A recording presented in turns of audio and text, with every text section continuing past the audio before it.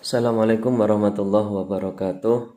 Anak-anak, kali ini kita belajar tentang pembelahan sel.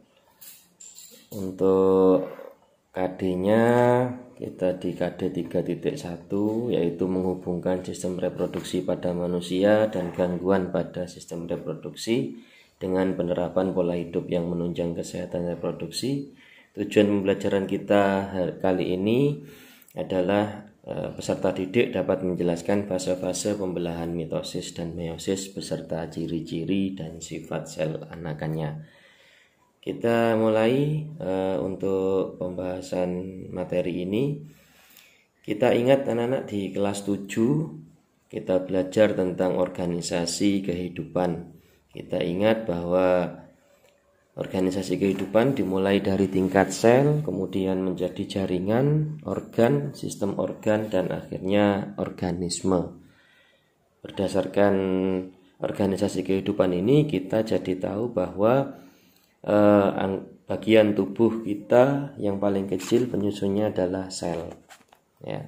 Sel ini merupakan unit fungsional terkecil di dalam tubuh kita, sehingga dia bisa melakukan pembelahan untuk memperbanyak dirinya. Sel akan membelah dari satu sel menjadi dua sel masing-masing membelah menjadi 4, dan begitu seterusnya. Sebagaimana terlihat pada video ini menunjukkan aktivitas pembelahan sel dalam suatu jaringan. Di situ terlihat awalnya hanya satu sel masing-masing, kemudian mengalami pembelahan menjadi 2 sel, ya, sehingga jumlah selnya semakin banyak. Kemudian pertanyaannya, mengapa sel mengalami pembelahan? Ya, sel bisa mengalami pembelahan. Ada 3 alasan mengapa sel mengalami pembelahan. Yang pertama untuk pertumbuhan, yang kedua untuk perbaikan, dan yang ketiga untuk reproduksi. Sel membelah untuk pertumbuhan. Kita ingat makhluk hidup memiliki ciri tumbuh. Tumbuh adalah bertambahnya volume tubuh makhluk hidup yang disebabkan oleh pembelahan sel. Karena itu, agar tubuh makhluk hidup itu mengalami pertumbuhan, maka sel-selnya harus membelah. Kemudian yang kedua, pembelahan sel untuk perbaikan. Kita ambil contoh ketika kita mengalami luka, maka luka itu lama-kelamaan akan menutup, ya, kemudian membentuk jaringan yang baru. Menutupnya luka merupakan hasil dari proses pembelahan sel yang terjadi pada jaringan tubuh kita yang rusak. Berikutnya, pembelahan sel untuk reproduksi. Kita tahu makhluk hidup memiliki ciri dapat berkembang biak. Berkembang biakan atau reproduksi ini salah satunya menggunakan metode reproduksi seksual atau yang membutuhkan sel kelamin. Sel kelamin sebagaimana yang kita ketahui ada 2, yaitu ovum dan sperma. Pembentukan ovum dan sperma atau sel kelamin ini yang dikenal dengan istilah gametogenesis dilakukan melalui proses pembelahan sel. Pembelahan sel sendiri ada 3 jenis. Yang pertama amitosis, kemudian mitosis, dan pembelahan meiosis. Pembelahan amitosis ini disebut juga pembelahan biner, merupakan proses pembelahan yang terjadi pada organisme-organisme yang memiliki sel tunggal, misalnya bakteri atau protozoa. Sehingga manusia sebagai organisme yang multiseluler memiliki banyak sel tidak mengalami pembelahan amitosis ini.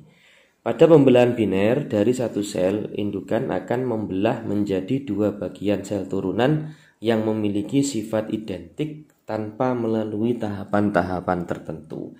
Jadi dari satu sel dia akan membelah secara spontan begitu, membentuk 2 sel yang identik tanpa melalui tahapan-tahapan tertentu yang beda dengan satunya lagi.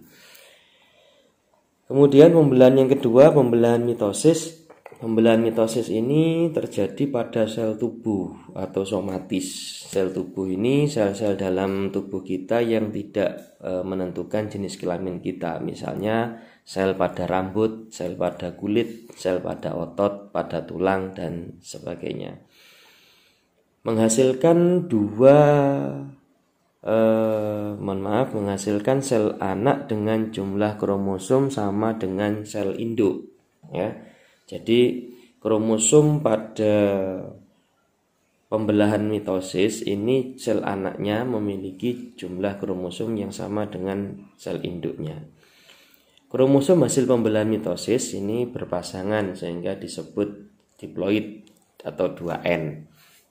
Artinya kromosomnya berpasangan ya, 2. Kemudian ada 4 fase dalam pembelahan mitosis, yaitu profase, metafase, anafase, dan telofase.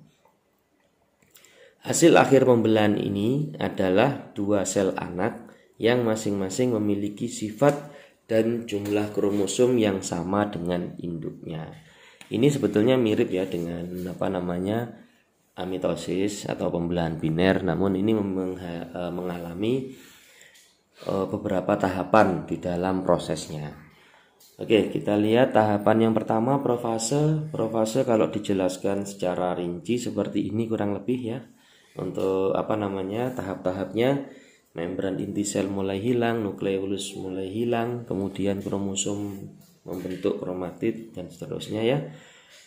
Secara digambarkan seperti ini. Jadi kromosomnya sudah mulai menebal, membentuk kromatid begitu. Lalu membran inti sel yang ada di tengah yang membatasi membran sel inti sel dengan sitoplasma akan mulai menghilang ya, akan mulai mengalami pecah. Kemudian memasuki fase yang kedua, yaitu metafase. Pada metafase ini kromosom mengadakan spiralisasi sehingga menjadi pendek, lalu mengalami kongregasi, distribusi, dan orientasi.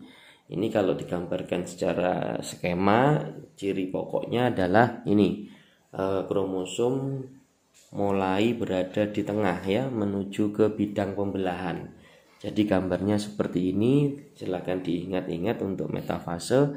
Cirinya adalah gambarnya atau kromosomnya ada di tengah ya, tengah di bidang pembelahan.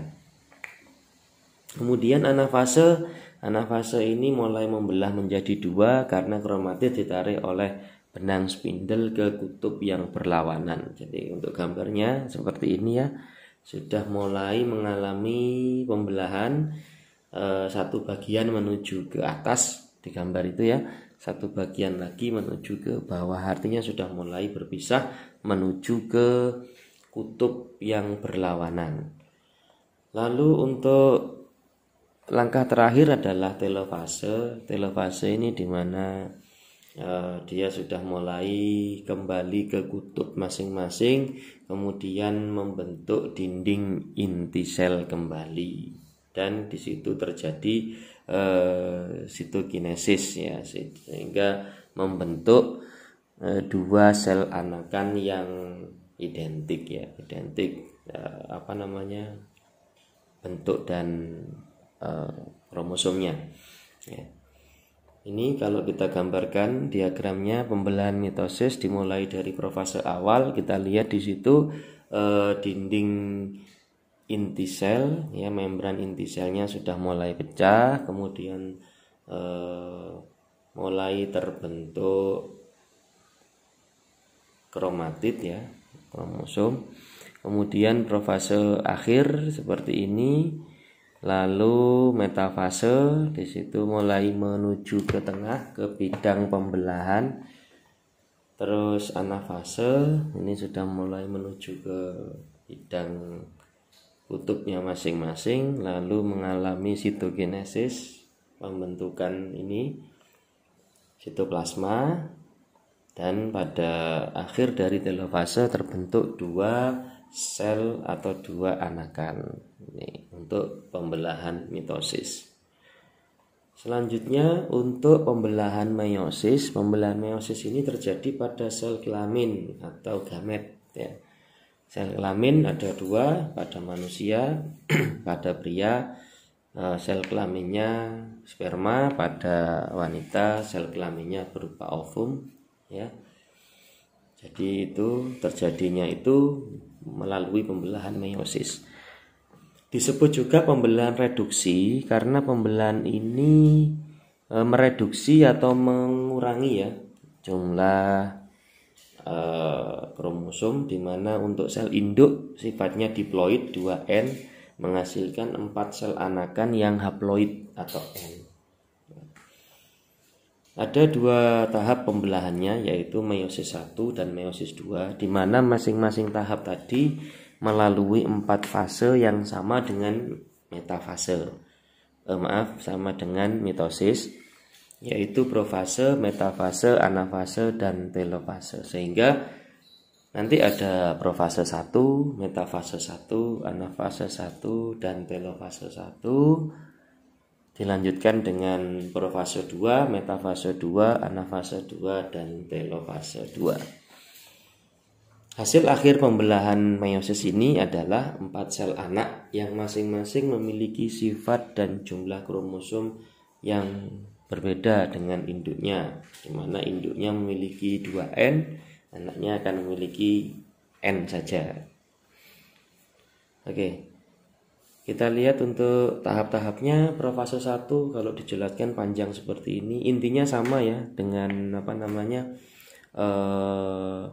mitosis tadi, hanya perbedaannya di sini mulai mengalami proses ini ya, menggandakan diri ini ya. Jadi kromosom menggandakan diri sehingga jumlahnya jadi 2 kali kromosom awal. Ini yang tidak dilakukan di mitosis. Kemudian metafase sama, metafase ciri umumnya adalah dia menuju ke bidang pembelahan sehingga kromosom ada di tengah begini, di bidang tengah. Kemudian anafase 1, benang spindel menarik kromosom menuju masing-masing kutub yang berlawanan, sama dengan mitosis. Kemudian telofasenya juga sama ya. Jadi mulai terbentuk sitokinesis, kemudian menjadi 2 sel anakan yang ini sudah haploid. Dilanjutkan dengan profase 2, dia mengalami lagi proses pemisahan ya. Kemudian metafase 2 sama, kembali ke tengah lagi, lalu anafase 2 mulai menuju ke kutub masing-masing, sehingga yang awalnya 2 mulai membentuk 4 ya, mulai membentuk 4 seperti ini. Pada telofase 2 mulai membentuk 4 sel ya. Kemudian telofase 2 berakhir sehingga dihasilkan 4 sel dengan masing-masing sel anakan bersifat haploid. Kalau digambarkan secara diagramatis seperti ini ya. Jadi meiosis 1 terdiri dari profase 1, ini sudah mulai mengalami pemecahan membran inti sel. Kemudian terjadi metafase 2, juga terjadi crossover ya. Crossover ini menyilang begini. Kemudian anafase 1, telofase 1 dilanjutkan pada meiosis 2. Telofase 1 tadi melanjutkan diri menjadi profase 2 ya, mengalami proses yang sama. Metafase ada di tengah begini, kemudian anafase, dan terakhir telofase 2 menghasilkan 4 sel anakan dengan masing-masing berisi 1 kromosom atau haploid.